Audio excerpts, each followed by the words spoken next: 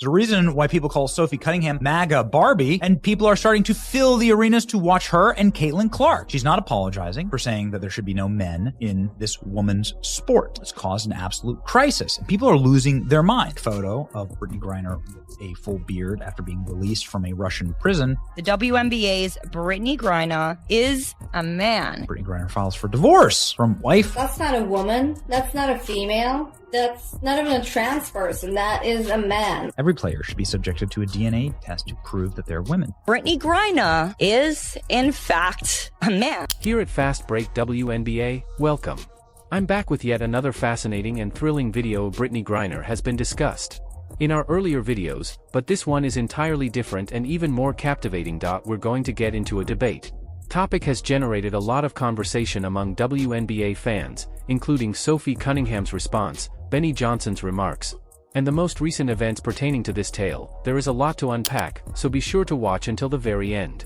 Now let's get started. The heart of the current administrative and cultural earthquake in the WNBA is changing faster than league officials could have imagined. Again, cultural power. This is why the WNBA this is not going to go away. This issue is not going to go away. They're in such a bad position here. Caitlin Clark, they have cultural power. People love them. People are buying tickets that would never care about the WNBA. Caitlin Clark is an absolute all-star. She is the Michael Jordan of this. This is the girl that girls have been waiting for forever. Caitlin Clark is a rising star in women's basketball. She's pulling in crazy viewership numbers. These women spent $1,000 on tickets to attend the Indiana Fever versus Atlanta Dream game, specifically to see Sophie Cunningham. While Caitlin Clark is driving the league toward a multi-million-dollar economic recovery on her own, creating unprecedented broadcast ratings and breaking attendance records. A woman decided to stand up for women and female spaces. And that woman is now getting lambasted by other women because she doesn't support transgender people in female spaces. Sophie Cunningham, who many of you will probably know from this video, recently got herself in hot water because she had the audacity to say that women and girls should be protected. Senior officials are facing a challenging circumstance. Indiana Fever guard Sophie Cunningham ignited a national movement by demanding that female athletes not have to play against biological men and by taking a bold, unwavering position to protect private spaces and women's sports. Reason why people call Sophie Cunningham MAGA Barbie, and people are starting to fill the arenas to watch her and Caitlin Clark. WNBA star Sophie Cunningham, who plays guard for the Indiana Fever, when an ESPN feature quoted her opposition towards biological men competing in women's sports. She said she wanted to protect young girls both on court as well as in the locker room, calling her position kind of common sense. It has everything to... Despite efforts by mainstream media, fans nationally mobilized by packed arenas to support both Cunningham and Clark. Media professionals to silence her by criticizing her harshly. League run by women decided a shirt wearing saying "for the girls" was too offensive. Meanwhile, State Farm Arena put up a pro-trans message on the big screen, but won't allow the shirt that states basic biological. What is so offensive or scary about this message? The genetic message of gender, the genetic message of biological sex. Wow, the WNBA doesn't know what a woman is, but the shirts that reference the XX chromosomes are banned from games. However, when prominent media analysts like Benny Johnson entered the discussion, it became a national spectacle. The dispute to expose what they believe to be grave institutional hypocrisy, commentary from the Simple Court has provided, leading to a high-stakes dispute about unfair practices, fan censorship, and the fundamentals of women's basketball in the professional ranks. Griner's voice. I believe what you said was effing white girl. Is it possible that's what you said? No, would never say that. Brittney Griner called Caitlin Clark trash and effing white girl. Trash, effing white girl. Brittney Griner, who I can't stand, sad that she's a Baylor grad. Yeah, she called her a trash, expletive white girl. That was the lip reading. Yeah, it's trash, white girl. At State Farm Arena, during an intense game between the Atlanta Dream and the Indiana Fever, Caitlin Clark and Sophie Cunningham's. There was a tremendous cultural force on exhibit. Sophie Clark's ability to create plays for future generations and to encourage thousands of fans paid premium dollar for Cunningham. However, the event quickly turned into an administrative headache for league safety. Yes, they gave us t-shirts during overtime and told us we had to leave. And this is for the girl. Or cover our shirts. This just happened. Where were you sitting? Floor 4-3, bro. C. Yeah. Third row of floor 3. And how much were your seats? $1,000 each around. Yeah. And we did nothing. Like we were just sitting there. I didn't make signs. Many spectators wore XXXY brand t-shirts with a simple message for the girls in support during overtime. Of female athletic integrity were harassed by stadium staff and instructed to cover their clothing. Or get out of there. The Atlanta Dream and the WNBA were compelled to publicly acknowledge that. Those fans should never have been detained by security after the strict enforcement immediately went viral. Controversy that garnered millions of views on social media. He, of course, doesn't want to make anything political. Here they are welcoming the Honorable Stacey Abrams. The Honorable Stacey Abrams. Well, what has she done that's honorable? What's dishonorable is that at that same game, a mother wore a XXXY Athletics for the girls with her daughter apparel. This is a brand that, of course, is defending women in women's sports. And she got kicked out of the game. And you can see there, a fan flipping them off, whether this is a board member, potentially. Look at this. Whether that's a board member of the WNBA, but she doesn't know what a woman is, right? Like, what are these? Rooftop applause was given to political leaders as they compensated followers with basic biological. There was a dramatic disparity when beliefs were suppressed, but as pundits like Benny Johnson noted, the absurd double norms at work, the on-court victory was quickly overshadowed by the mounting pressure around the league's expanded eligibility crisis. The WNBA was overwhelmingly urged to adopt impartial, science-based eligibility regulations. So why is the WNBA unable to define what a woman is? We all know what a woman is. XX chromosome. Y chromosome, you're a man. And you can't change your chromosome. You can get plastic surgery. You can lop off body parts. You can put on lipstick. You can put on wigs, but you can't change that. And so why not just define it based on gender assigned at birth? You're born with these sex organs. You're born with these chromosomes. So that's what makes you a woman. The WNBA has spent 6 days trying to figure out what the W in the WNBA stands for, and they still don't have anything. Johnson pointed out that pundits and podcasters like Joe Rogan are openly discussing long-standing. Despite the league's denial, there have been reports of potential male participation in women's professional leagues. Should include accurate biological definitions in its regulations, the sport is going through severe paranoia because to corporate leadership's refusal to deal with these fundamental problems, which has brought attention to prominent experienced athletes and expressed unfounded worries about player testing in the past. Brittney Griner, a center for the Phoenix Mercury, became the subject of intense online criticism. Pitch, the league's legitimacy might be totally destroyed as a result of the institutional panic that followed.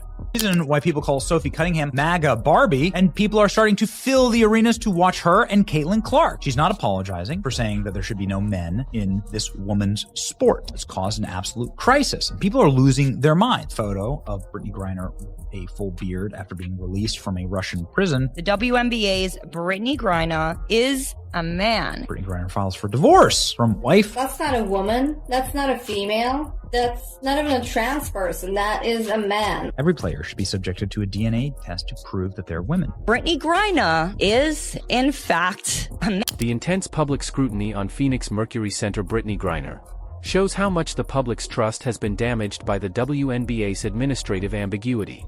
Online sports criticism quickly moved to long-standing league rules and athlete biographies from the past. How the present Sophie Cunningham incident was exaggerated by media figures such as Benny Johnson. Commentators questioned whether, citing earlier interviews, league officials have been purposefully evading mandatory genetic or chromosomal testing. Arguments on social media that went viral and player swaps in the past, such as Griner's well-known international comeback. The prevalence of online gossip and viral remarks on Griner's gender in national. Despite the fact that these reports are untrue, sports headlines demonstrate the terrible failure of WNBA governance. Still completely unconfirmed and influenced more by online discussion than by official league conclusions. Because of the league, even its most well-known legacy stars are vulnerable to public speculations. Leadership's inability to set clear, impartial biological norms. The Rookie of the Year. She's 4th in the league in MVP voting. Caitlin Clark is an absolute all-star. She is the Michael Jordan of this. This is the girl that girls have been waiting for forever. Caitlin Clark is a rising star in women's basketball. She's pulling in crazy viewership numbers. Caitlin Clark is the needle mover. She is the needle mover. She is the franchise player. And she was the MVP. She is the main draw. She wasn't the one who was full sprinting down the court. She's my role model. I really look up to her. Why do you like Caitlin? Yeah, she's so good at basketball. Because she's that awesome person, and she has like a lot of aura, so like. The ideal illustration of what makes women's professional basketball truly remarkable is Caitlin Clark. Amid this storm of administration, performance has never been the cause of Clark's incredible rise. Political posturing or cliches.it is entirely dependent on exceptional talent, a steadfast work ethic, and extraordinary talent. Her deep logo has attracted millions of new passionate fans to the sport. Outstanding court vision and fiercely competitive mindset, Clark has filled classic NBA arenas, raised his own assessments and showed that supporters are prepared to support genuine athletic genius. Every time Clark plays, she is accountable for the commercial and cultural success of the sport. Future as league administration battles to control PR issues and steer clear of tough decisions. Ultimately, the WNBA must admit that it can no longer act hypocritically or threaten fans who advocate for the protection of women. Athletes, the public is demanding complete transparency, fair competition, and common sense, as seen by the recent security mistakes made at State Farm Arena and the criticism directed at Sophie Cunningham. The rules regulating the league executives must immediately update them in order to give accurate, unbiased biological standards. To preserve the integrity of the sport and safeguard female players, the league owes it to Sophie Cunningham and Caitlin Clark, as well as each player on the court, to protect the sport they have worked so hard to develop. Fans now have a voice and gave women's basketball a level of ferocity never seen before. How do you feel about Benny Johnson's comments and the ongoing dispute over WNBA eligibility rules? Do you believe that top leadership can manage this circumstance, or should the league immediately require explicit biological tests to safeguard female athletes? Use the comment section below to share your thoughts. For more reliable, fact-based WNBA analysis, click like, sign up for the channel, and turn on alerts. And that's just where we are left with the entire discourse. What began as a discussion about Sophie Cunningham's vocal views are now far more significant than a single player, team, or even a contentious game. It has become a national dialogue concerning women's basketball's future, the regulations governing the sport, the rights of supporters, and the obligation leagues have when politics and feelings clash with professional competitiveness. One fact cannot be disregarded, regardless of how much you agree or disagree with Sophie Cunningham. People are observing. Fans who may not have previously watched a WNBA game are now discussing the league, purchasing tickets, discussing its principles, and packing arenas to see celebrities like Cunningham and Caitlin Clark. For any professional sports organization, that kind of attention is quite valuable. However, attention also comes with accountability, the issue regarding fan deletions, the girls' clothing, and the larger eligibility discussion. The uniformity of rules has been seriously questioned. Fans are curious about the regulations, the rationale behind them, and if everyone is receiving them in an equitable manner. Athletes, however, are entitled to an environment where they can compete without being subjected to personal assaults, internet gossip, or viral disputes.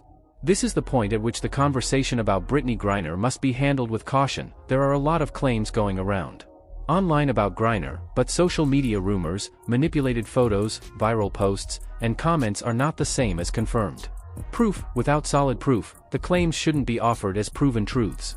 The strongest argument is always one that is supported by evidence, regardless of one's personal beliefs toward WNBA policies, formal guidelines, and open norms, not hearsay. This distinction is important since the WNBA is in a special situation.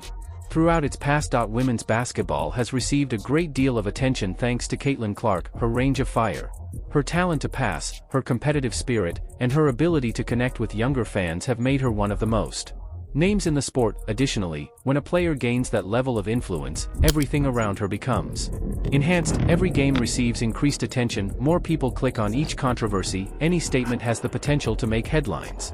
League leadership currently has a chance because of this, rather than letting ambiguity rule the discussion. Clarity can be obtained from the WNBA. The league may clarify its policies rather than letting social media dictate the rules openly and continuously. Additionally, rather than letting supporters, athletes, pundits, and organizations discuss history, officials can provide an open framework that tackles competitive fairness, eligibility, and fan behavior in a comprehensible manner, since this is ultimately meant to be about basketball.it is about the athletes who practice for this level for years. It concerns the young girls who are observing from the stands and hoping to play professionally in the future. It concerns the fans who spend their hard-earned cash on tickets, and it's about creating a league that can withstand controversy. Without losing focus on the actual sport, the ascent of Caitlin Clark, the vocal individual of Sophie Cunningham, and the WNBA's massive publicity demonstrate that women's basketball has never been in the limelight more. However, the league may be defined for years by what transpires next. Will the WNBA address criticism with more openness? Will it make its eligibility policies more understandable? Will fans and players keep demanding answers? Above all, is it possible for the league to resolve this dispute into a chance to increase trust? These are the unanswered questions. I want to hear from you now. Do you believe that the WNBA should make its eligibility rules more apparent? Do you think that fans need to be